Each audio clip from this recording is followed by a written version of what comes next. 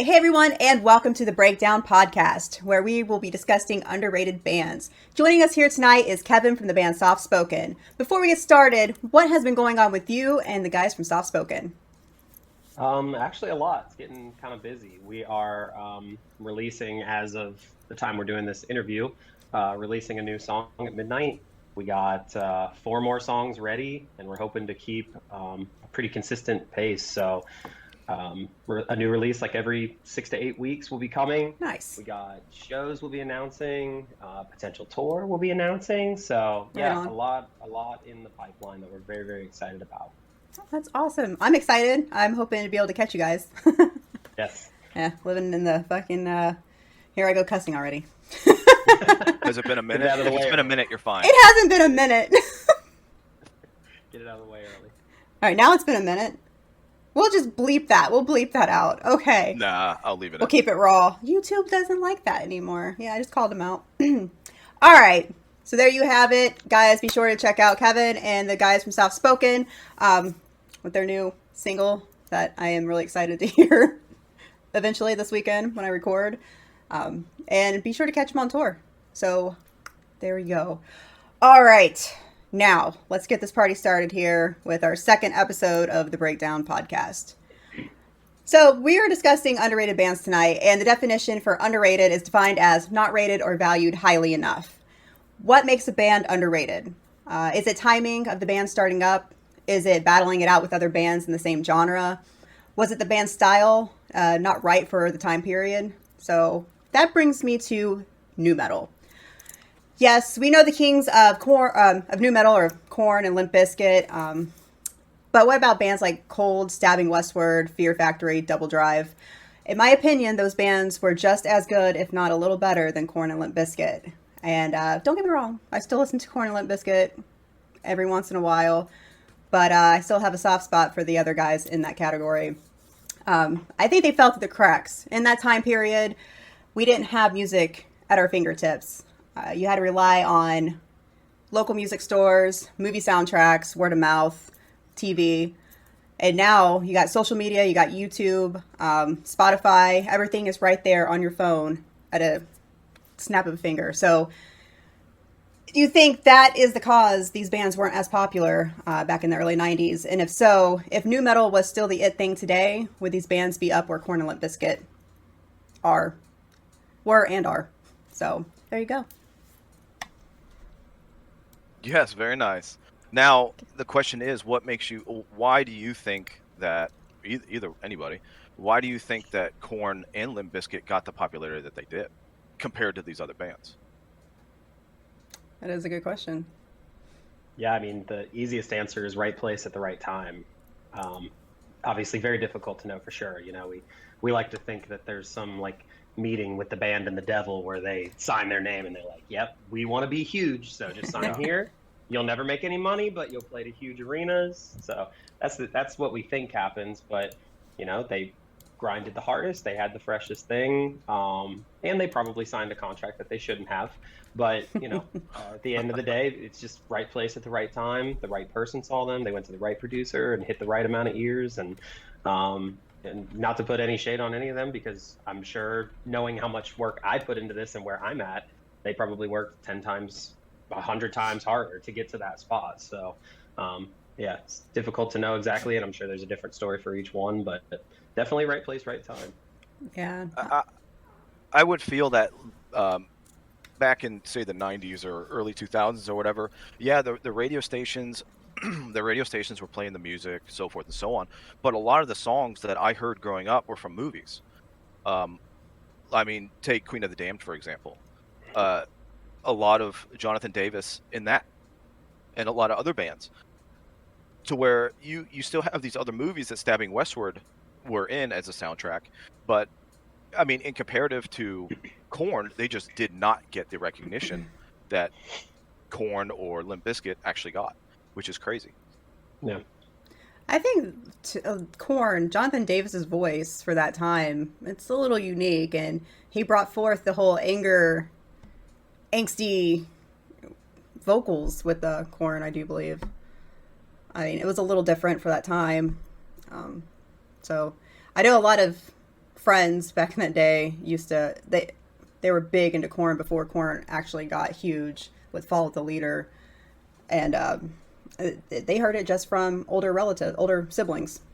They had the albums or whatnot, and I mean that's how when I grew up, my sister, I used to steal her cassette tapes all the time, and that's how I learned about new bands and how I was big into grunge back in the '90s as a small little one there. So word of mouth is huge when it comes to that. Going to concerts, watching the headliners, the openers. I mean, I learned quite a few new bands from just doing that as a teenager. Local shows. So I think Limp Bizkit had a huge underground following in Jacksonville. That's what got them to where, well, a little bit. I think you're right with the whole luck thing back then. So, and still to this day, you know, a little bit of luck helps. Definitely. All right. So, Striker. Well, I think, in my opinion, is they actually brought something new. Obviously, we're talking about underrated, but they did bring something new. I think coming off of the new metal-esque with more of the rap style into the metal. So I do think that plays a factor. I mean, a super underrated band, in my opinion, is Candlebox. And how often do you actually listen to, hear, or anything about Candlebox? Well, I think they just had their farewell tour, or they're about to. That was actually my first concert when I was 15 years old, was Candlebox. Far Behind. I still remember sitting in front of the MTV, when they played music. That was extremely helpful, too, with getting bands out there, like 120 Minutes and Headbangers Ball and stuff like that. Mm-hmm. Yeah, I mean, I used to watch all of that as a kid, and even Beavis and Butthead. I think that's how I saw Tool for the first time. I think they played Sober on there, and I was like, just, what the hell is this? So, I mean, there were ways. MTV was helpful in some ways, but not so much anymore, unless you want reality TV. So, that is my opinion on that. All right. Okay. So, going from there into underrated, do you want to first talk about how you feel that Chevelle is underrated in the scene today? Go right ahead. Shoot, my friend. Well, yeah. I mean, Chevelle, I think, is just an amazing band altogether, right? And in comparative to the bands nowadays, I mean, Chevelle started in what, the early 90s? I was gonna say maybe even 90. Oh, I was gonna say 99. I might be wrong. I do believe they were the late 90s. 96. Okay.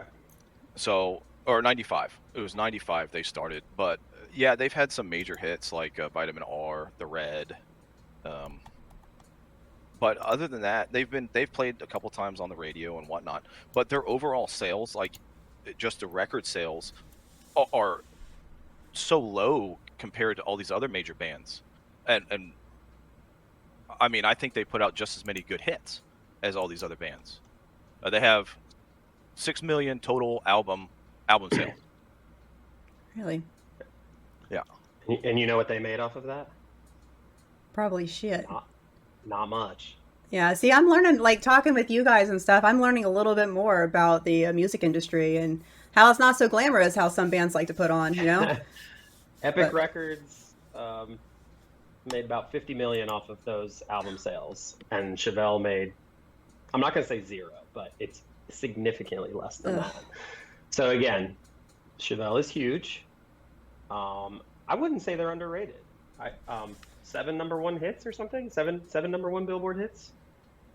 They still have 3 million monthly listeners on Spotify, despite the fact that they haven't released anything worthwhile in the past 7 years. Yeah, I mean, sure, there's bands that are doing better than them that came out around that same time, but I mean, they were in like the peak of my like, I'm almost too cool for the radio. Like I heard about them on the radio, but I'm starting to get to the point where I'm too cool to be listening to the radio. So they were sort of my like step into the next level for myself, where I wanted to try different stuff and to come to find out that what I would consider to be selling out, and I think they would consider it now too. Like, shoot, we signed a bad deal. Oh, I mean, there's interviews online where they specifically say we signed a bad deal. We should Yeah. not have done that. And yeah, it made us huge. It helped us, as I mentioned before, helped us play big arenas, but we don't have a lot to show for it. So, yeah, I'm not sure if I'd say they're underrated as much as they just probably made a decision that they wish they hadn't. But yeah, just my opinion on that. That's a interesting outlook on that. See, I like doing this. This is awesome because you don't think about this stuff on the outside of the music industry. And like, I've been to 3 shows where Chevelle's been playing. They're festivals. That's the only time I've seen him. I've never seen him headline. I'm sure they've had maybe they've had a headline tour. I've never seen them headline a tour. And to me, I think they're deserving of that. But they put on a hell of a show. I saw them last year at Welcome to Rockville, and it was great. I was very excited. Though they were on the shitty sound stage there. I was like, man, why'd they have to put him over here? But I still enjoyed every second of it. And this is. I think. No, I was going to tell you to chime on in because this is one of your bands right here. Now you going back to saying that you're starting to get too cool to listen to the radio I guess in a sense. Now they played. I mean, obviously the first time I heard them was on the radio. And do you think that because you're saying, oh well, I'm starting to get in that phase to where the radio doesn't. I'd rather play stuff on the iPhone or the iPhone and whatever, the Spotify or whatever. LimeWire. LimeWire. Yeah, whatever it was at that time. Yeah. Yeah, that they stopped losing their their notoriety because they were starting to get to be too much of a generic radio band. I could see that. I wouldn't say they fit into that like butt rock category because, like I said, they definitely had something different about them. Like they had an edge to them.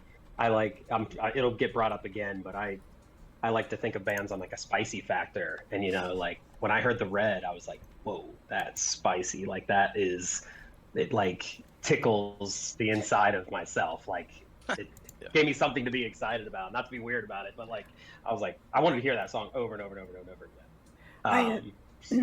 And that's not the only one that had me feeling that way, but like I said, I think the reason that I started falling off of them is because eventually they probably got families, so they realized that they had to continue making radio hits to put food on their table. So at a certain point, maybe they took a turn away from being themselves, which got them where they were. When they got the deal, they just started doing what they were told. So that could be a reason for their drop off, but I still think like they've got a ton of accolades to show for. So just because I don't personally like them, I wouldn't say that overall as a band that they are underrated. All right. That's an interesting outlook on that. See? Yeah. All right. What do you got up next here? Well, we can go into 7. Let's talk about 7. All right, So obviously you did some research on 7. Yeah, I was going to say, I'll admit, I did not know 7. If I had heard them, it didn't stick out to me. But in doing some research on them, like they are absolutely sick. Like I can hear like shades of Disturbed, and I can hear like shades of like Issues. And those two colliding is like really sick for me. Like, it takes the nostalgia I felt when I first heard Disturbed and still that new like spicy factor that of what I'm enjoying now and mashes them together. And I really, really like it. So when I see that they have 12,000 listeners on Spotify, I mean, they're obviously incredibly underrated. Their peak was around 2017? Is that fair to say? Like, I wouldn't even say they ever had a real peak, but okay. Sure, I'll give that to you. I was gonna say there are songs that have either a million listens or, and I apologize. I hate doing the whole like Spotify is the only metric that matters or something like that, but it's the easiest thing for us to go off of, right? It is a metric, so yeah. It is a metric for sure that almost everybody uses, but sorry, go ahead.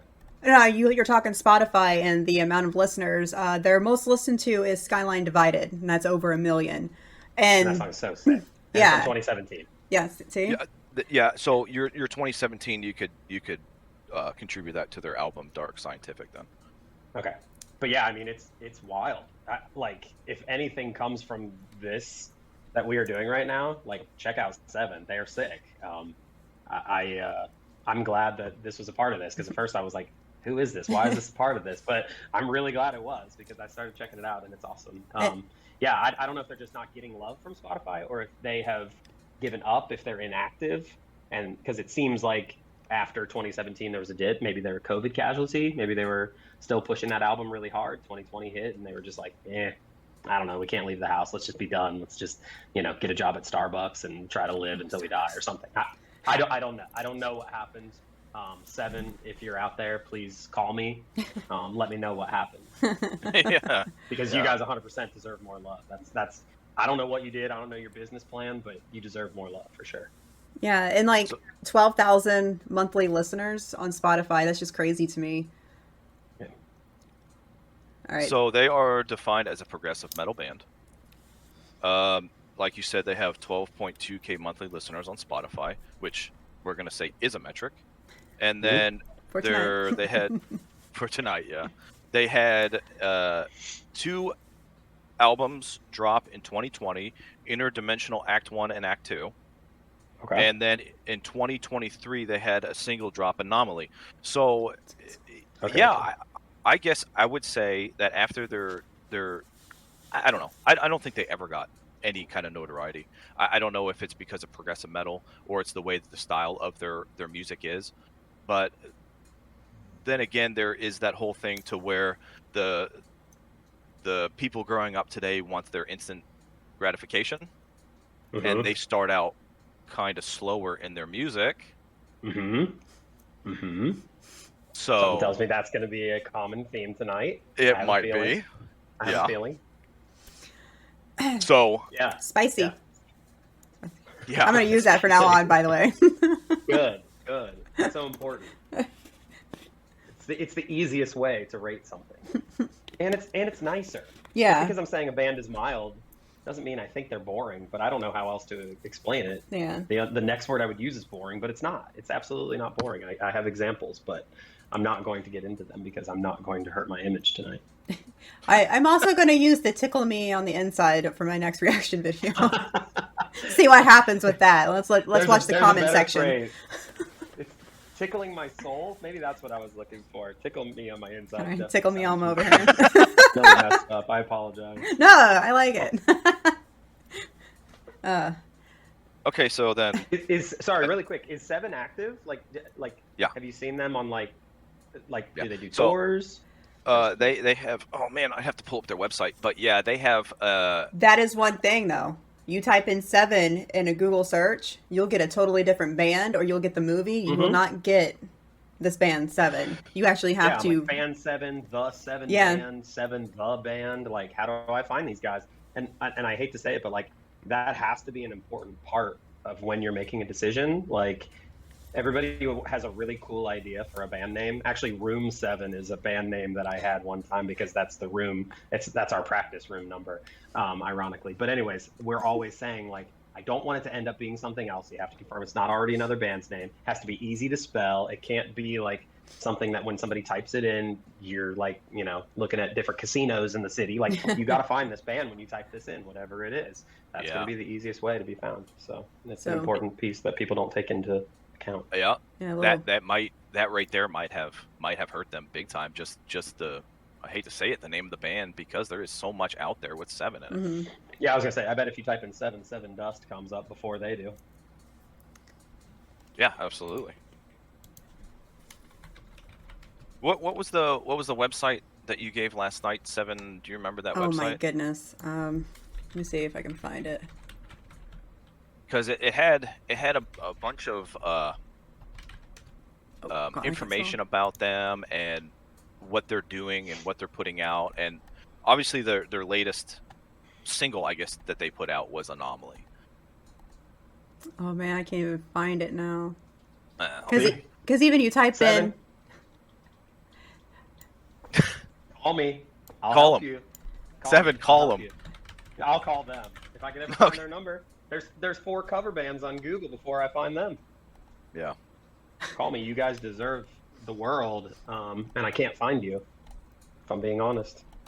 Yeah, I mean, it's freaking crazy. Oh, is it 7project.net?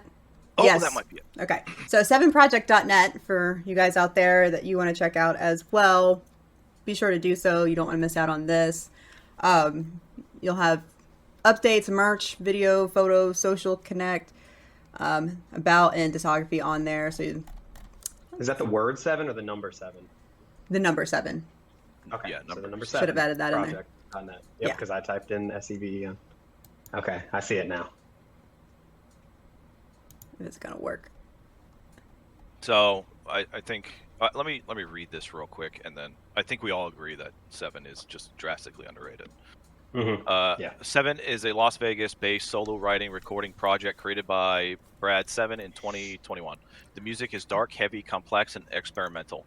Currently, 6 full-length albums have been released. Jesus. That's criminal. Introducing a wide audience that would become the next major wave of heavy music years before it arrived. 7 is credited as one of the original contributors to the style known as Djent. Gent. Gent. What? It's just Gent. gent. Yep. Djent. Okay. A distinctive vocal style, artful approach, and selective. Industrial I have questions. elements gives.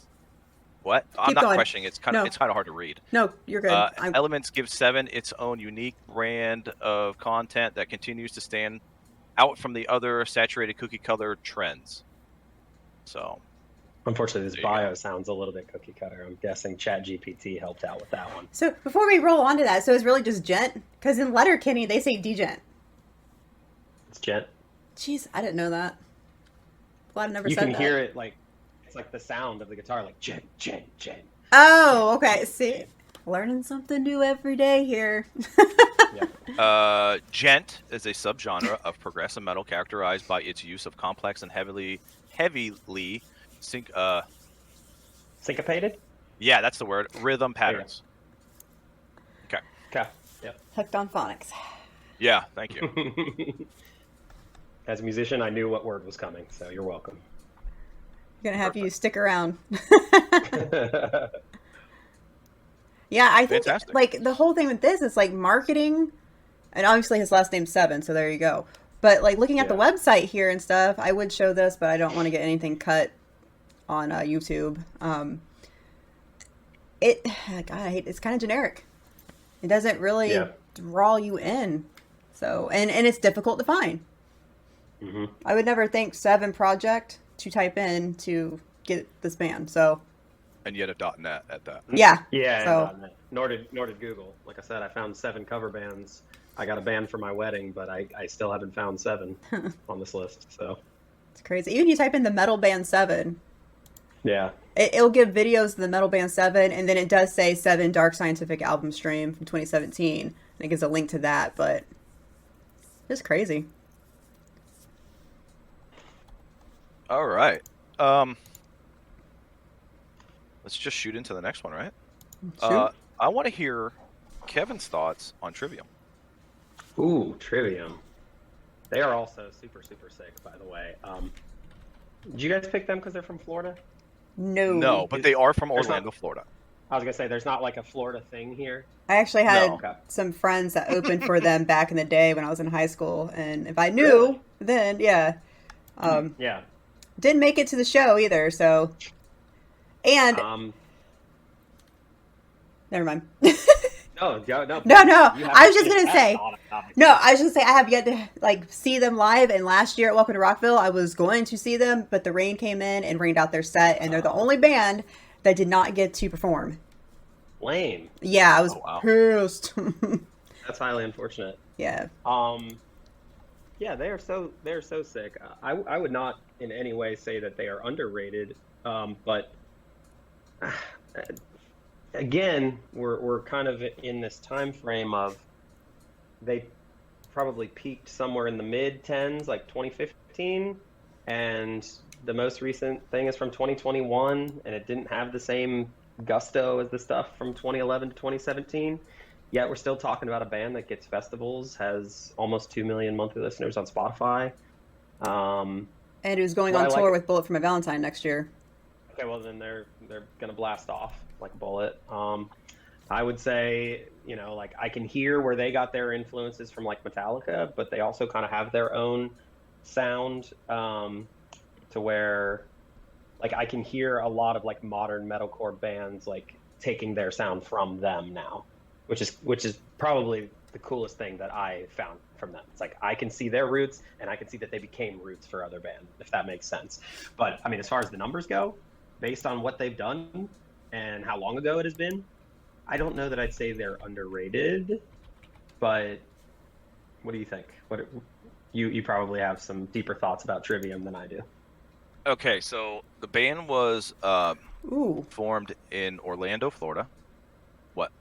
I'm just looking at their Spotify numbers. Go ahead. I'll Okay, the these band was statistics. formed in Orlando, Florida in 1999. Mm-hmm. Okay, so the band was formed in 1999, and they have sold worldwide 1 million albums. Now, for them being metal, and again, they're going to categorize them as progressive metal. That doesn't seem like very much to me in terms of notoriety. I mean, you never even heard of the band before, right? Me? Or have you? Yeah. Yeah, I've heard of Trivium. Oh, okay. They're not like exactly my cup of tea. Like if I saw they were coming to Cincinnati or something, I wouldn't be like, oh, I have to see them. But like Yeah. when I listen to them on Spotify, I'm like, this is obviously sick. I have no objections. It's just not my favorite type of music. But no, they're incredibly good. And I would say for a band that started in 1999, the fact that they still have almost 2 million monthly listeners is a testament to an incredible work ethic. That's 25 years. 25 years of Nuts. promoting that shit. And like, I mean, look how many bands fail, you know, or have some great success for 5-6 years, and they're like, we just can't do it anymore. It's boring. It's the same thing. It's the same 6 chords over and over and over again. The crowds are the same. The venue's the same. These guys have been doing it for 25 years. It's 2 million albums sold. That's great. Wish I was there. So do they deserve more? Yeah, probably. They probably work their asses off, and they have an incredible sound. They put on a sick show from what I've seen. Probably deserve more, but I wouldn't say that they're massively underrated. Would you say that they are where they need to be? For right now, yeah. Here's the thing. We didn't have these exact metrics when I was getting into metal, you know? It's so obvious. Like, there's practically like a ranking system, and it's really hard to get out of your tier, you know? Like, they're in this 2 million tier, if you want to call it that, and when they were popular, let's say it was 2011, like at their most popular, I don't know. You can tell me if it's something different, but let's just say it's 2011. Spotify wasn't telling us how many monthly listeners people had in 2011. We don't know. Yeah, that's fair. Sure. So, you know, and then going back even farther than that, we were talking about, you know, Chevelle, 2002, 2003. Like, I know they were on the radio. I know they have 7 #1 Billboard hits, but I don't know how many monthly listeners they had. So if they've fallen off, like, what is the reason? And I think it's just they have diehard fans, but the people who loved them maybe in 2011 have moved on. They either don't listen to metal anymore, or they found a new band because now there's accessible information to all these other bands that exist. So, Right. yeah, I think after 25 years, the fact that they still have 2 million, I don't know. I don't know what else to say. Good fucking job. I mean, you go to their Spotify and you look at their monthly the numbers listeners. on the songs are insane. Yeah, over 1 million, close to 2 million monthly listeners. And then the heart, 1.7. and then the Heart from Your Hate, which is one of my favorite songs from them, 82 million. Yeah. It's fucking nuts. But And there's not very, you know, you don't have the same accolades either for like metal bands, so it's tough to say that a band is overrated when they don't have like the same type of award shows as like rock bands, you know? Trivium is not up for the same awards as Lady Gaga. You know, like it's just a totally different thing. Yeah. There should be some show on TV with a bunch of metal awards, but if it exists, I don't know, you know, it's not even remotely as popular. didn't Revolver magazine have an award show? I don't know. Maybe. One of them did. It was But the fact that we're not sure just proves exactly. what I'm saying is that Exactly. you know, we can say that they are underrated. They probably deserve more because they're a phenomenal band and they've been doing this for 25 years. But I'm honestly impressed they're still at where they're at after that long. That's a very interesting outlook on that. Not going back to Chevelle, but We already did. I know, that's why I'm bringing it back up. But the first time you said something, and I think you were right about it, is that the first time I heard Chevelle was in 2009. And Really? yes. Wow. Wasn't the Red like 2002? You didn't hear that? That's the first time I heard about Chevelle was in 2009. Wow. Okay. Fair enough. Carry on. But I wasn't big. Okay, well, let me preface this, is I listened to country before that. I was really heavy into the country music and stuff like that, and I only started getting into rock and metal, I would have to say later on, 2009, 2008, 2010. So that was the first time I even heard about them, and I guess you could say from then they kind of have died off, I guess, after that certain point. So I just wanted to bring that back up. Dog going nuts in the background. I'm sorry. I to be honest, I can't hear it. I don't know if you can, Striker, but I don't hear it. It's a normal thing. Okay. Squirrel. All good. Squirrel. Yeah, I just wanted to bring that back up because you had already hit on it. So I thought it was a good point you made, and I just wanted to bring it up. All right, Seven Dust. Ooh, Seven Dust. What about them? Now out of the bands that we've spoken about, I don't mean to cut you off. My apologies. I do think this band is underrated. Okay, so I think some of their albums are criminally underrated, like Home, for instance. There's a lot of bangers on that album. Waffle, Denial. I mean, yeah, I'd have to agree. I had the chance to see them at a festival, not on a headlining tour many, many years ago, but when you're a redhead and you don't put enough sunblock on in an outdoor festival in Florida in April, you don't make it the entire time. So I've yet to see Seven Dust perform.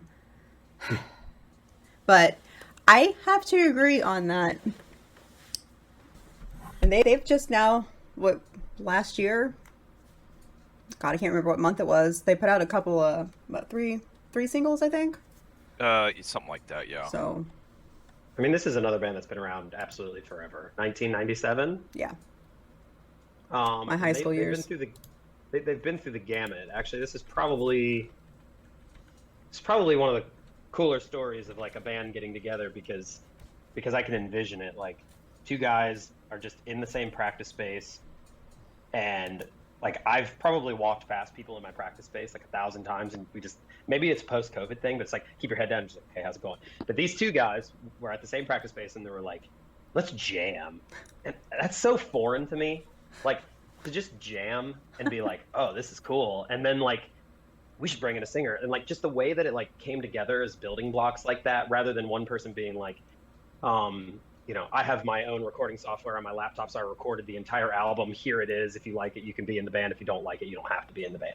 Like, that's more, I feel like, common now. But it's just like two dudes who just like bumped into each other, thought, each other had a cool sound, and just started jamming together. And then they bring in, I'm sorry, I don't know the band members' names, but they bring in the singer who was like, he was a funk singer, right? Like he wasn't some rock guy.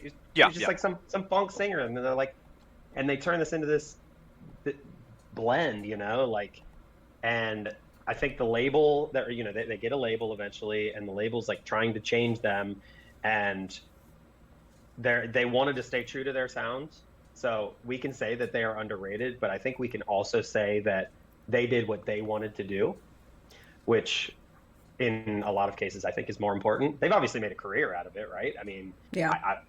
I can't say for sure that none of the members have another job or never have, but they get good festivals. They've played a lot of shows. They have a crap ton of listens on Spotify, although their current is slightly below 1 million. Mm-hmm. But again, we're talking about almost 30 years of playing.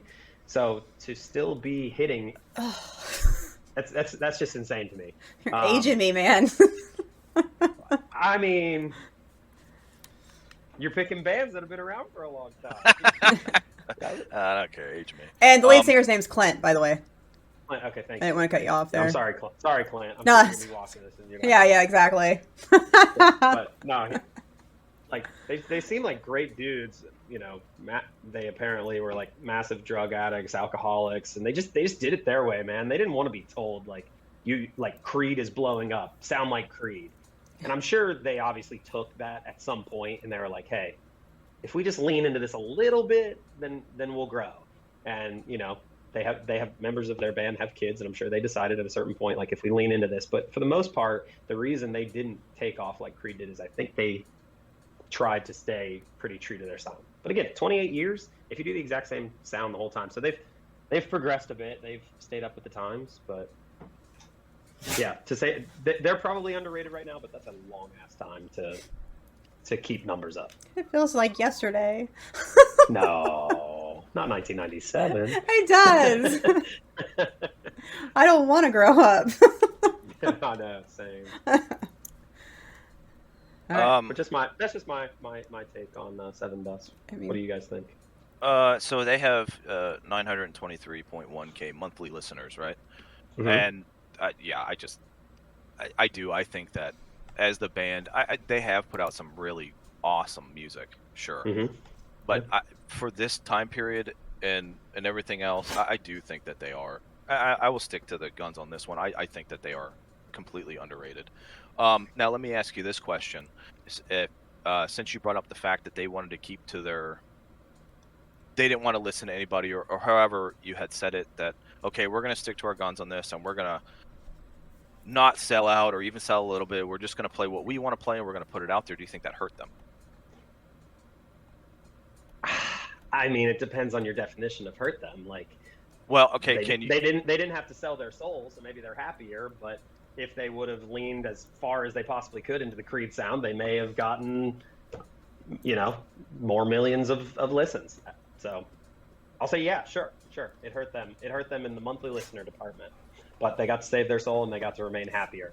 So where do you draw that line of what's good for the band, and then what's good for selling records and keeping true to yourself, but yet opening it up for the people to actually start enjoying your music? Because in the end, yes, you don't want to sell. Well, I wouldn't want to, but I wouldn't want to sell my soul for millions and millions of record deals.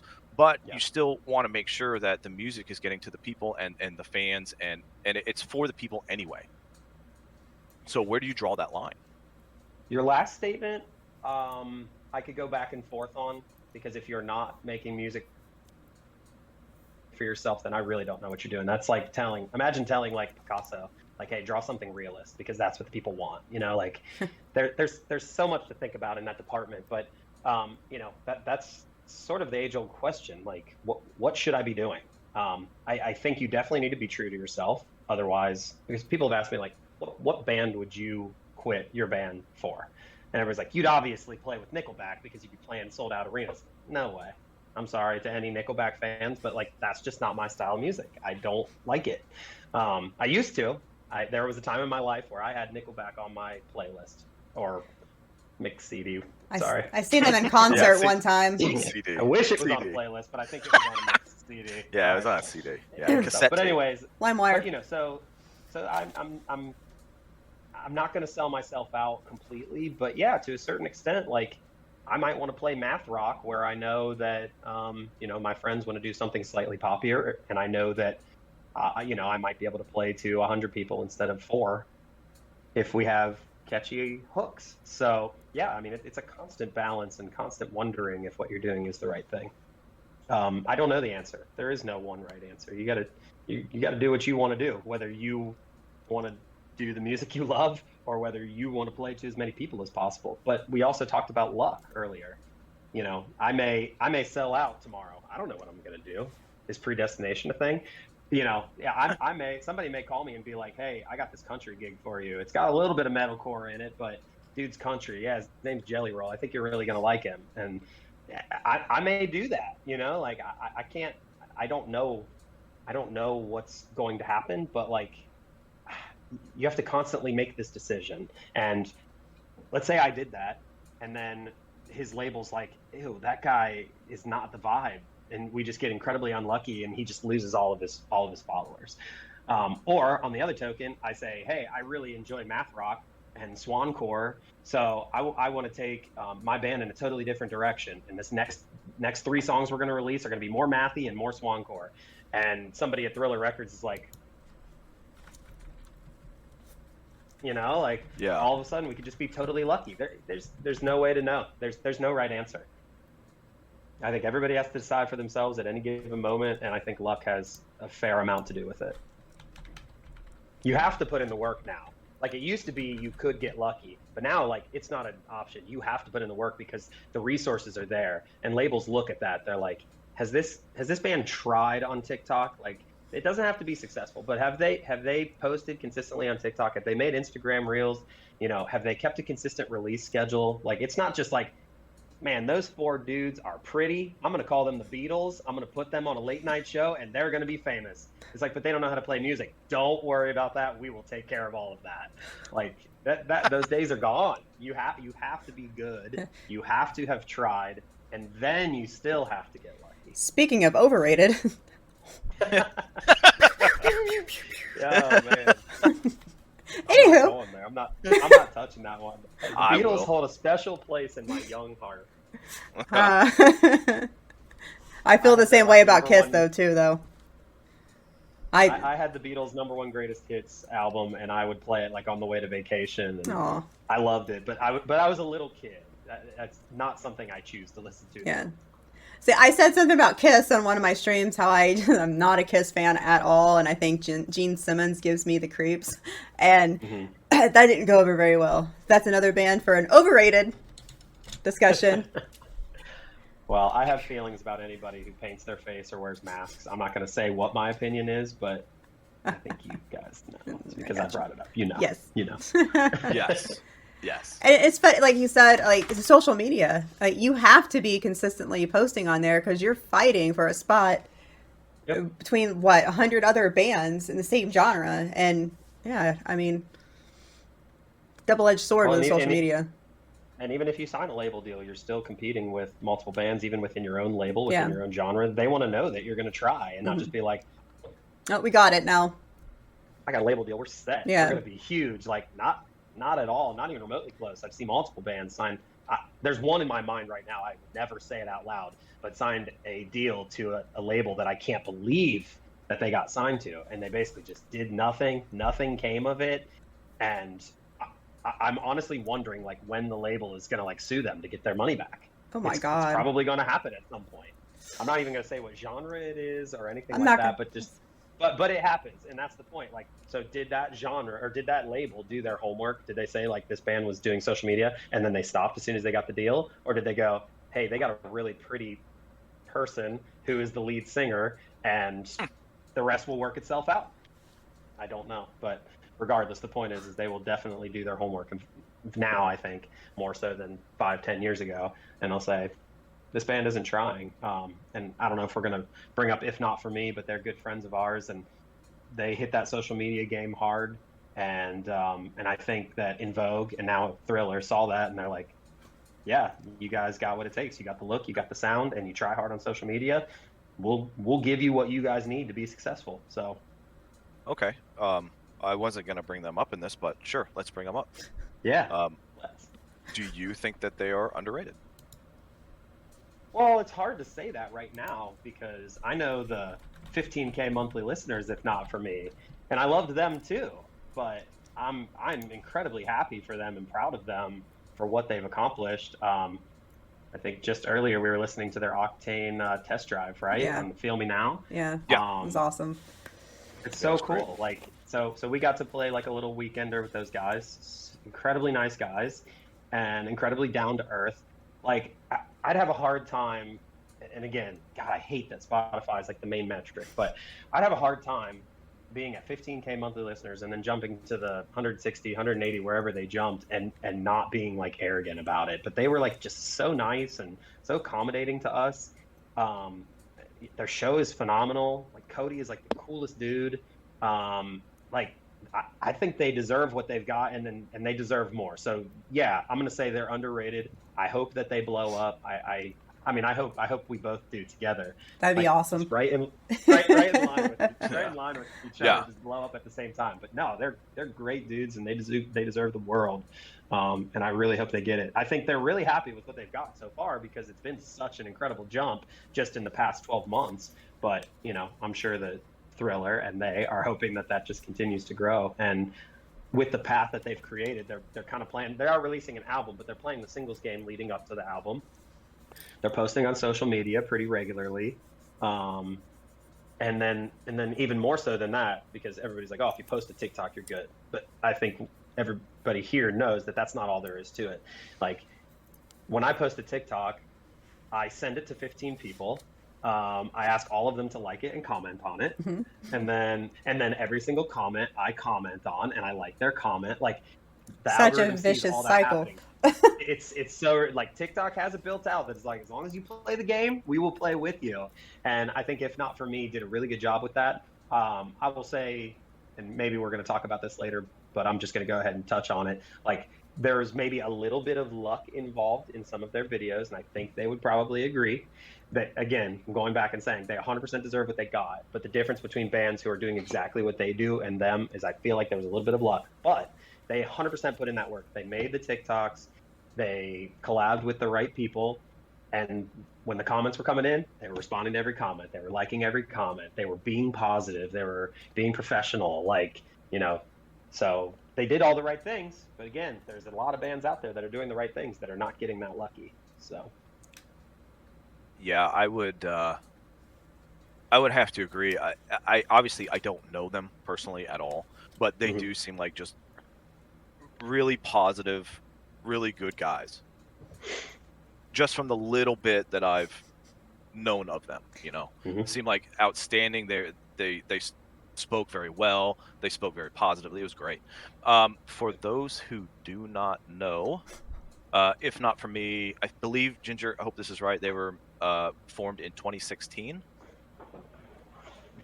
Correct? I believe it is. I believe so. I have had so many numbers this past week with years and everything. Everything blends together. So let's see. God, they're going to hurt me over that. Oh, man, I didn't mean to put you on the spot like that then. That's all. Why am I getting... And they are I guess they're going to define themselves as metalcore from Pennsylvania. Yeah. So, which I didn't realize until this past week that a lot of metalcore. 2015. Okay, we're off the year. A lot of metalcore bands came from PA, the Amish country there. I was like, that's actually really interesting. Which like I said, I learned this week. PA's got a great scene. Did not know. Yeah, I'm gonna have to agree with you on this one. I don't know if they are a newer band, let's say, and I guess maybe we can all agree on the fact that COVID did play a major part in probably setting a lot of bands back. Definitely, I'd say it slowed them down a little. Yeah, so I would say, me personally, I think that they are doing a great job. And underrated, I don't know if I would categorize them as underrated, but I would categorize them as being where they need to be at this time. So that's my sense on them. Yeah, and you don't have to worry about them becoming complacent. Like they want the stars, and they're not going to stop. Like, so just saying that they're not underrated or they are where they belong now, I think that's just relative to where they were less than 12 months ago. The fact that they've made such a massive leap in this amount of time, and it's I think, and it's very difficult to jump tiers. So what they did is what a lot of bands around where my band is at hope to do. But then now that they're there, they're not going to be settled. Like, they just want to now hit that next tier. So yeah. But I think they're very happy with where they're at for now, and they should be. 219.5K monthly listeners on our Ooh, is our that where they're major at? statistic here on Spotify. Yeah. Nice. Go ahead. The new album's definitely working for them. That's awesome. Okay. I'm gonna open the floor up to you, Gynger, on this one. Oh God. And we're gonna bring up All That Remains, and Ooh, yeah. it's a metalcore band from Springfield, Massachusetts, formed in 1998, and they have our metric here of 2.2 million monthly listeners on Spotify. What is your feelings on them?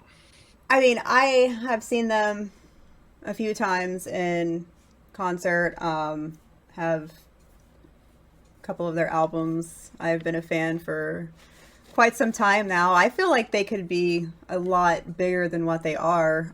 They're amazing in concert, but I've never seen them. Again, a headliner. It's always been at festivals. And again, they're going to be at Welcome to Rockville, which they're starting to tour again. That's awesome. In May. And I believe they're working on a new album right now, too. But I don't feel like they ever got where they needed to be and deserved to be, honestly. But I have a soft spot for All That Remains. I mean, they've got some killer albums out there. Yeah. So the Fall of Idols is Idols. I think that was the thing that was like their rocket career, right? Yeah. And they were on. Were they on Guitar Hero? Yeah. I never played that game. Oh my gosh. Yeah, Jesus. they're on Guitar Hero too. And they were on like a fair amount. I want to say they were on like the Saw soundtrack. Yes, because 2 weeks. Was it 2 weeks? I don't remember. That was Sorry. for the video. Yep, Guitar Hero 2. Yeah, they were on Guitar Hero too. And it was like the lightning round. I'm sorry, it's been so long since I played Guitar Hero, but it was like the lightning round where like it was such a difficult song, and so their story is actually also very, very interesting. But basically, like their singer was their founder, and I guess I don't know if he did it or if he got somebody to like record all this stuff, and he would take it to like local shows, and he'd be like, here's a 3-song demo. Do you want to be in my band? Like he would just like ask sick guitarists that he saw and stuff. And one dude was like, there's no way I could play this, but it's insane. So let me take it to my guitar instructor and see if he would want to be in it. And that's Ollie. That's their guitarist. Was that dude's his guitar teacher. So anyway, in Guitar Hero, because Ollie didn't ever want to be outdone. Rest in peace, my friend. Yeah, R.I.P. After shows, he would like stay up to like 6 a.m. practicing his own song on Guitar Hero because he knew how to play it on his guitar, but he didn't know how to play it on the 5 buttons. So it drove him crazy. So he would like stay up till 6 in the morning, and he'd be exhausted at shows, and his performance started like struggling because he didn't sleep. He would just stay up all day trying to practice it on Guitar Hero. That's awesome. But we saw them at Capulet Fest up in Connecticut, and they were absolutely sick. It was actually weird because it was such a weird festival. No offense to Capulet. I think they were very unlucky with rain, but it was also a little bit disorganized, and it was a little bit like just odd of a lineup. So they had a hard time like drawing a huge crowd, but all of a sudden All That Remains came, and like 400 people showed up, like out of nowhere. It was crazy. That's awesome. Like they didn't want to come see any other bands, but they were just like, ooh, All That Remains is here. What time? They were like messaging on like their Facebook post or something like, what time is All That Remains starts? And they would try to be like, come see the whole thing. Don't worry about what time they play. Just come to the entire festival. And some kid was like, oh, I found they're starting at 8:30 or whatever. So like everybody showed up just like for them. Wow. But, no, they put on such an incredible show. Their drummer's legs, I don't even know. They have to be prosthetics or something. Dude is a maniac. Like a beast. It like hurts my legs thinking about trying to play their songs. He's so ridiculous. But apparently there's some lore of that as well, that like his initial drummer was just this rock drummer. He was not metal at all. And like he had a double bass pedal, but he wasn't a double bass pedal guy. So a lot of times it's just a very simplistic bass pattern. And I think for the album you mentioned, what was it? Fall of The Ideals. Ideals. Thank you. That they were like, hey, and I think he quit on his own accord, but they were like, this new guy, double bass machine. That's what we're missing and it's so prevalent, like in their, like almost too prevalent in their mix, but it sounds incredible. So Yeah, it was a big push that they wanted. Again, I keep coming back to this, but you said they started in 1997, 1998, 2.2 million. 1998. They're the big font. We talk about this all the time. Are we the big font on the festival? They're the big font on festivals. They were basically the headliner that day at Capulet Fest. I can't say they're underrated, but they do put on a ridiculously good show. So I think they're getting older. I think the people who are into them, like I said, have either started finding new bands or stopped listening to metalcore. And that's why you're not seeing them. Yeah, I love you guys too. They're so sick. The music is awesome, and the show is ridiculous. I'm just like, God, look at the energy these guys have, and they've been doing it forever. Yeah, and I do want to correct myself real quick. I said the song that was on the song that was on the soundtrack is actually This Calling, not 2 weeks. Okay. But okay, so there's that. But yeah, I mean, hard to say that they're underrated. They are beloved. They've been beloved. It's just been a while. Yeah. I don't know how else to say it. It's been a long time. Thoughts? Striker, You're next. Honestly, this clearly is his band. Honestly, no, it's not. It's not that it's not my band. I've listened to them, but it's not something that I would dive deep into understanding of the band. I mean, I like their music. I do. I really enjoy their music. But to say if my feelings of they're overrated or underrated or whatever, I don't really have an opinion on it, I guess. Well, check out their older stuff. It's a lot heavier than the newer stuff was. You'd probably appreciate it. Overcome. So. Yeah. Well, that's I guess that would be one of my factors in listening to them. Is it felt like to me, when I first started hearing about them or listening to them, it felt like the music was a little too soft for me, or like they took it wasn't as hard as I guess I would want it to be. And I didn't know about their earlier stuff being harder. And what they just recently, or I don't know when, but recently started putting out more harder songs. So I guess in general, the band just kind of really slipped through with me. Okay, fair enough. I said my So- piece on the whole thing. I love you guys.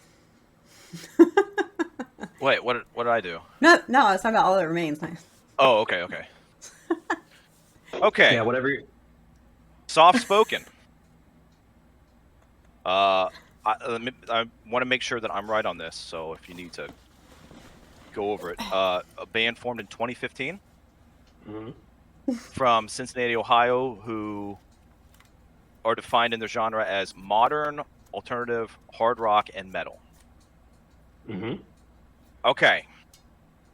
I feel, obviously this is my opinion, I feel that this band is very underrated. Very highly underrated. But I think that they do it to themselves. Now, I feel from listening to your music, your guys' music, and your breakdowns and everything else, that you guys have so much damn talent. It is insane how much talent you have from your breakdowns. It is nuts. And I do not feel, in my opinion, that there's one member who is standing out more than the other. If simply just listening to the breakdowns, everything meshes. It's like a perfect, I don't know, it's just perfect. But outside of the breakdowns, it feels like the band is, what's the word, is like, I don't know what the right word is here, but it's not given itself enough to succeed outside of that. Okay. That's my opinion, but I feel it's completely underrated. And let's get into the whole thing of the beginning of the songs we talked about before, to where it takes so long just to get into something to go. Yeah, that's my opinion. I think that soft spoken, just the breakdowns, just your guys' breakdowns alone are fucking nuts. Like, they're insane. Like, you can compare them with any other band in anywhere. But It just seems like playing it too safe until then. Okay. Okay. I think that's a better way of saying it. You guys are playing it too safe before the breakdown. And if I don't know if there's a way or whatever the case may be, but if there's just straight out the gate, just like going hard, I don't know. I think it would pick up. Thoughts. I have a couple thoughts. So my first thought, and this is more of a question for you: what is your favorite band? If you had to pick just one band right now that you had to listen to for the rest of your life. My favorite band, probably Killswitch. Okay.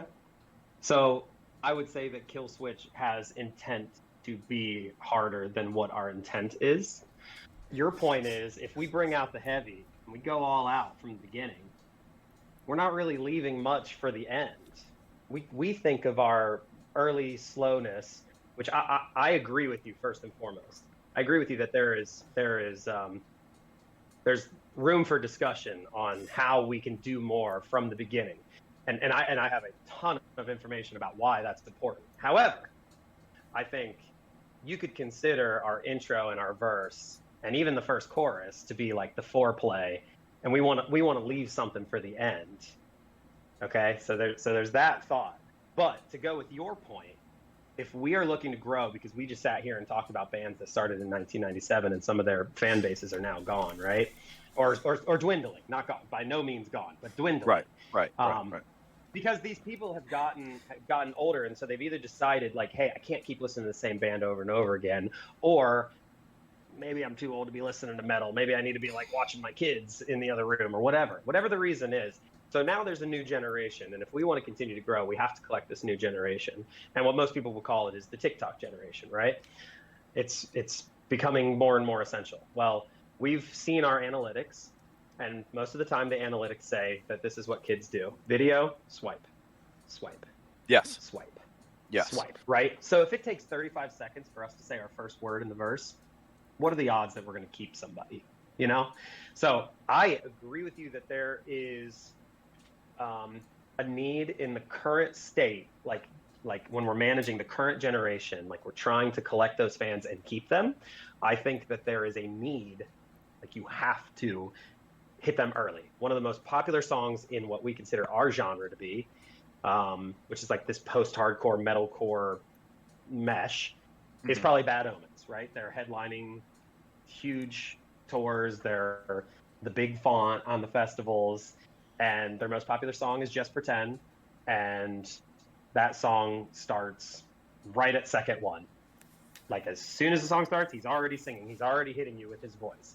We don't have this like intro that sounds like every other song. You just get to hear Noah as soon as the song starts. Okay. So I think that I think you make a good point, and I think that is an important thing. However, now this is probably my final point, but we'll see. However, we have at least four. We have four strongly opinionated people that are band members, and usually when we're writing, we have a producer in the room as well, and he has a vision. So now we have 5 very strongly opinionated members that all want to stay true to ourselves and get a lot of listeners. So we're back to that thing that we talked about earlier, which is, where do you draw that line? How do we decide? Well, we don't know, because we have 5 different people, all with different, very strong ideas. And I've been in bands where I was the one guy, where I was the one making all of the decisions, and they just showed up and they played bass and they played drums and, you know, they sang harmonies and they just did exactly what I told them. And it was great, but it got tiring because it was like, I'm Atlas, right? I'm the dude who's literally like holding the earth, the planet up by myself. Yeah. So this is a different experience. So we get the benefit of having now 4 guys who have all been that guy who helped pull an entire band. So we all have this drive, and that's why I believe that, well, and Chris is just phenomenal, and he's taking care of us so much. He's just such a good dude and cares, and he knows all the right things to do and when to do them. But the fact that we have 4 people who have all been that guy has definitely helped us get to where we are, because even though we haven't hit the numbers that we know that we should be at, we're also one of the highest bands like in our area. So if we look at it from a respectable position, there are bands in our region who are like, how did you do it? We're like, how did we do what? We want to do more. Like we're not satisfied. We're not even remotely satisfied. Yeah. So So yeah, you make a phenomenal point. We love our breakdowns. We love metalcore. We love every band that we talked about today, but we just have this slightly different vision overall. Might be my exact opinion, but as an overall band, we say we want to give this some room to breathe. We want to give it some foreplay, and then in the last minute of the song, we want to hit it as hard as possible. Is that the right answer? Probably not. I don't know. You know, you mentioned if not for me, because I consider them to be like right in our lane with us. In fact, I mean, we were ahead of them in numbers. If we're just using Spotify as a metric, we were ahead of them in numbers. They got signed. They played the social media game a little harder than we did. They got a little luckier than we did. But if you listen to their music, and now I've seen them live a few times, like they hit it hard right out the gate, and you're like, damn. Whoa, what is this? Like, this song is big, like right out the gate. So, you know, is that the writing on the wall? Do we need to just follow in those footsteps, or do we want to do our own thing? It's a constant question that, you know, we're going to struggle with until eventually someday somebody says like, hey, I want to change. I don't want to be this anymore. I want to do something different. And what I will say is everything we've released, and I'm not going to sugarcoat it, including what we released today, had a certain vision. And then we've written 4 songs since then that have just a slightly different vision, that has slightly more spice. Because we've always considered ourselves to be like, well, I think every band probably thinks that they're spicy, but we think that we, you know, have some of that spice, and that the 4 new songs that are coming after this one, this is a great song that's coming out. It's incredibly spicy, but this just has like another level. Like, I'm not going to show you, but I have Indian food right here next to me. And we just moved it from the second spiciest to the spiciest. So like, we feel very strongly like the next 4 songs just get progressively spicier and progressively better. And we feel like that is our path. And we feel like those will more tickle your insides, just like they've tickled ours. Nothing better than having your insides tickled. Exactly.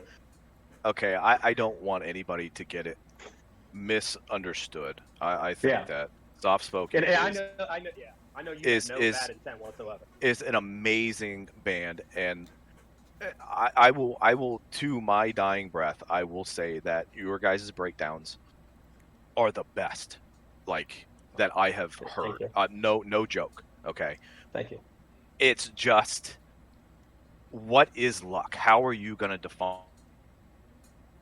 luck when, if not for me, is out there and doing this and on top of it and day in day, but yet, I mean, you're dropping this new single, I guess tonight at midnight, like you said.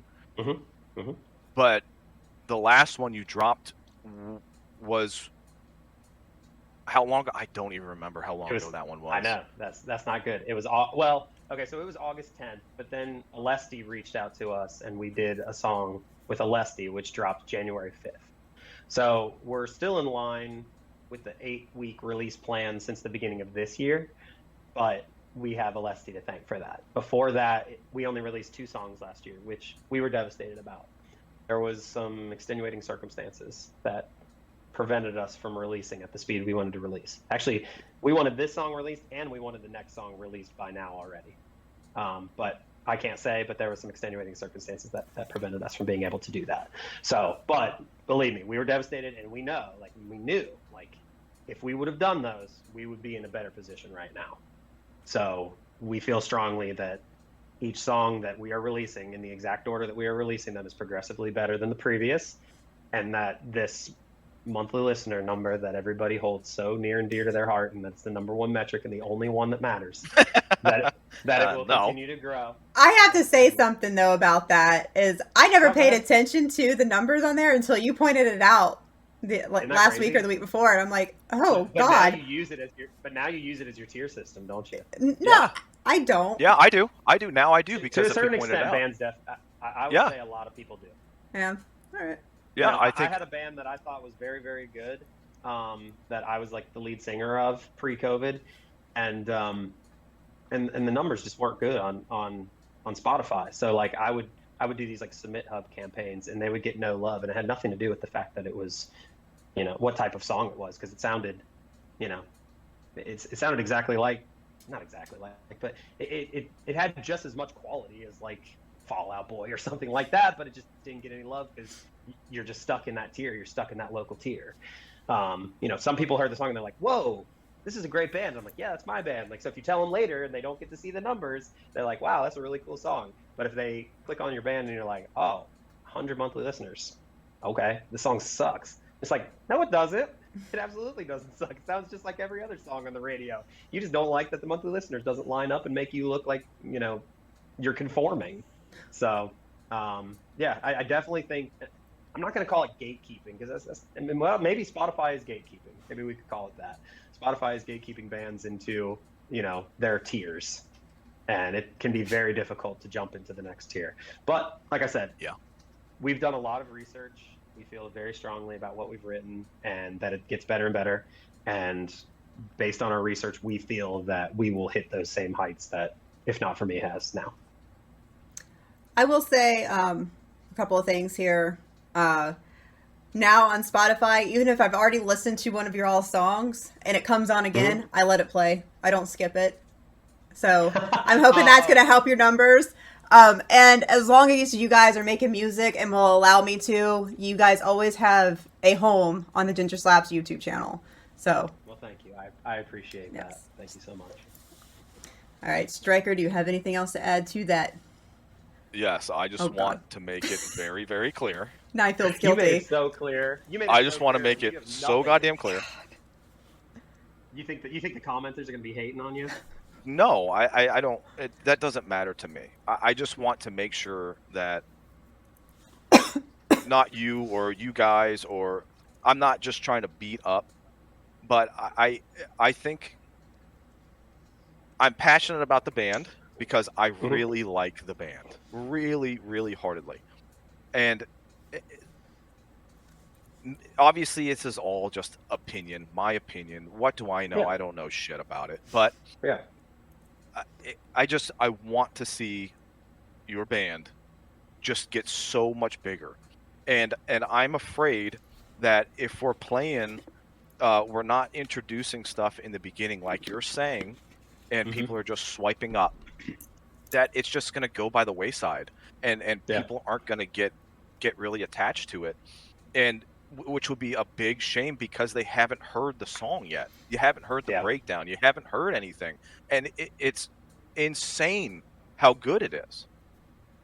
Well, go look at our TikToks. There's a good reason why my TikToks start right at the beginning of the chorus or right at the beginning of the breakdown, because I know at least TikTok generation, they might not hear it on Spotify and listen for a full minute to find out if they like the song, but you start to craft your social media based on what those analytics tell you. So as long as you're working hard to keep up on that, and that's what I've done, is like, it even shows you like, hey, 3 seconds in, that's where people lost interest. So I go, well, shit, I can't even have the snare drum hit before the singing. The TikTok literally has to start right when the singing starts, or right when Sam starts screaming.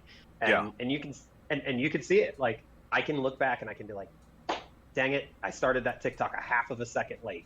Like, it's crazy because analytics is not what you want to be looking at as an artist. You want to enjoy what you're making, but if you want to enjoy it to the point where you're playing to big crowds, you've got to get bigger, and if you want to get bigger, you got to play the game.